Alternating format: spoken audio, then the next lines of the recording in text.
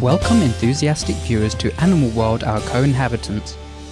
On today's program we present part 3 of our 3-part series featuring renowned dog trainer and animal behaviourist Carolyn Menteith, along with Dogs Trust, one of the largest and oldest dog welfare charities in the United Kingdom. Carolyn says that when a dog is well trained, both she and her caretaker enjoy a more relaxed, loving relationship. In this episode, Carolyn discusses teaching our canine companions how to walk on a lead, to stop pulling, and to stay.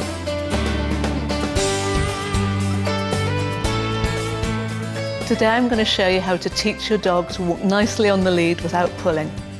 This will transform your walks and make them far more enjoyable and a lot safer for you both.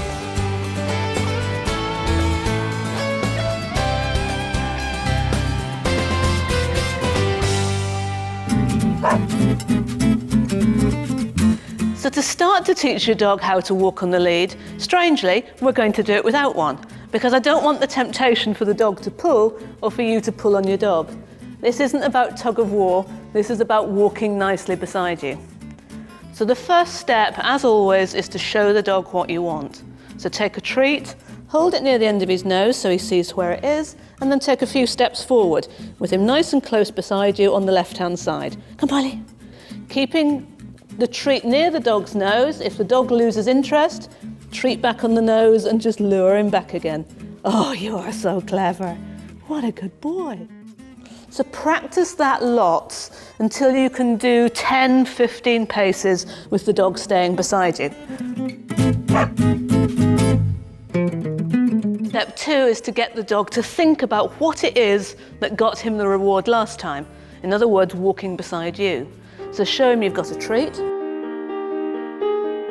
And then without holding it on the end of his nose this time, walk with him and encourage him to come with you. Ready, Barley? Let's go. Good boy. Oh, good lad. And then he gets the reward at the end. And you need to practice this a lot so that every time you walk, he walks closely beside you.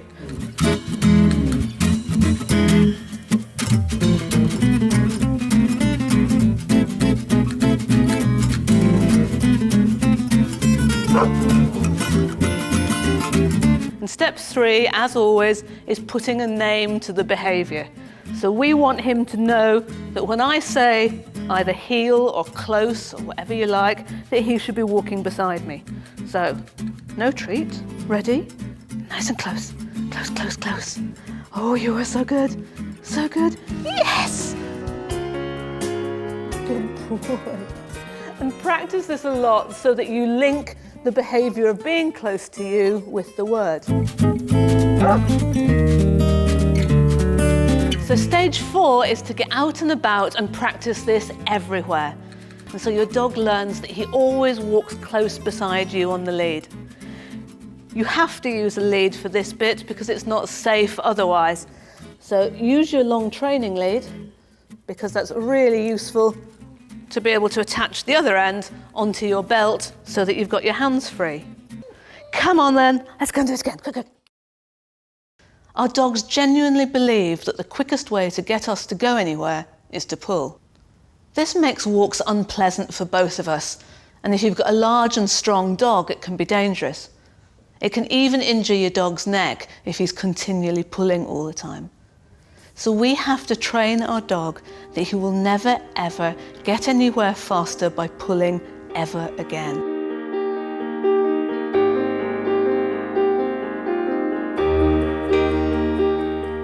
So to help me show you how to teach your dog never to pull again, I've got Digby here.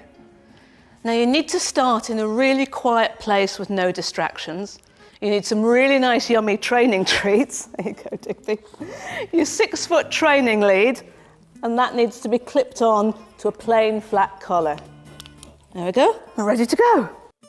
So step 1 of teaching this is to teach your dog that a loose lead is good.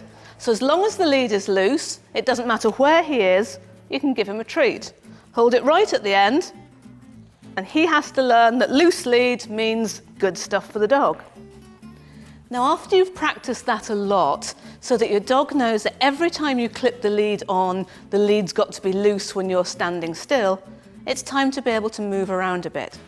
So remember, if the lead is loose, he gets a treat.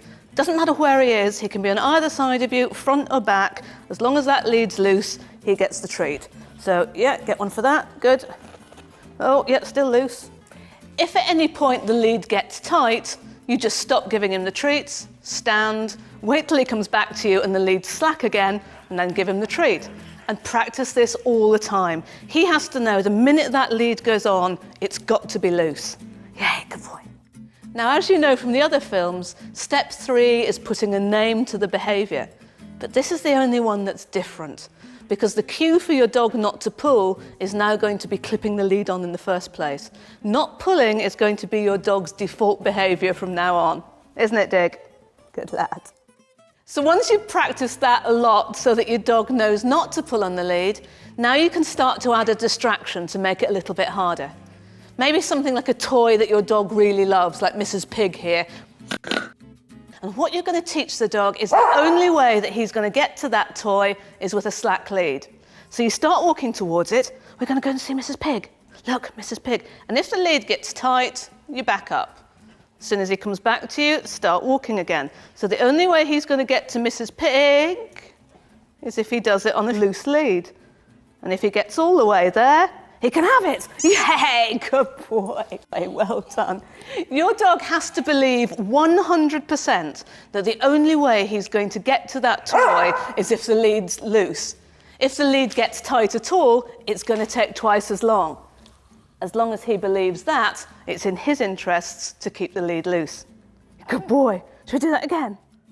See, I told you it was really easy to teach your dog to walk on a loose lead. He just has to believe with all his heart and all his soul that never again will he get anywhere faster by pulling. The only quick way to get anywhere is on a loose lead. But it does take a lot of commitment. From now on, your dog must never, ever pull on the lead again. And that can be difficult, because sometimes you just quickly want to get somewhere. But if he pulls just once and gets there faster just once, he's always going to believe that it's worth doing. So if you don't have that commitment, or maybe there's just days when you don't have time, you could put a harness on your dog or a head collar on your dog just to give yourself a bit of power steering. It's far better that you walk your dog on one of those than let him go on half strangling himself on a collar, which could cause injury to him, and it could also be unsafe for you. So, from now on, get out and practice and make sure that your dog never, ever pulls again. I'm going to show you how to teach your dog to stay in one place.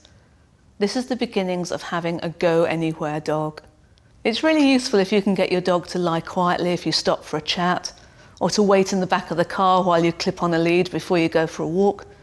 Or more importantly, if you're going to take him out visiting to friends' houses. You can teach your dog to stay in either a stand, a sit, or a down, but the down's the most useful, because then your dog can lie quietly beside you.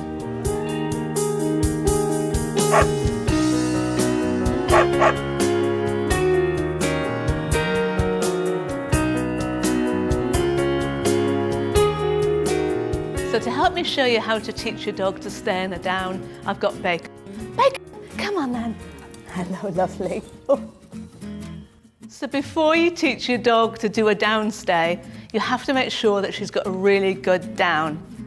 If your dog doesn't, go back over the down film and practice that until it's perfect. So Bacon, down. Oh, perfect. So now you can work on the down stay. So the first thing you're going to do is get her to stay down for longer. So you're going to ask her to lie down, and then you're going to count to 5 seconds before you reward her. Just hold your hand up, and then after 5 seconds, give her the treat. So Bacon, down, hold your hand, it's almost like a stop sign for 5 seconds, and reward her, she's so clever. Make sure you give the reward while she's lying down.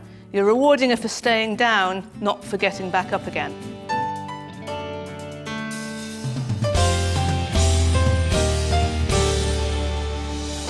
Our many thanks Carolyn Menteith and Dogs Trust for sharing your thorough knowledge on positive training to improve the relationship between humans and their canine companions. Your insights and experience help us to develop a better understanding and a more joyful partnership with our beloved dog friends. May we continue to be immeasurably enriched by our precious animal co-inhabitants. For more information on Carolyn Menteith, please visit www.dogtalk.co.uk. Dogs Trust, please visit www.dogstrust.org. A copy of the Dog Training Made Easy with Carolyn Menteith is also available at the above website. We are grateful for your thoughtful company on Animal World, our co-inhabitants. Enlightening entertainment is coming up next on Supreme Master Television, right after noteworthy news. May the earth be ever more graced with the loving and noble presence of our animal friends. For more details, please visit www.suprememastertv.com/AW.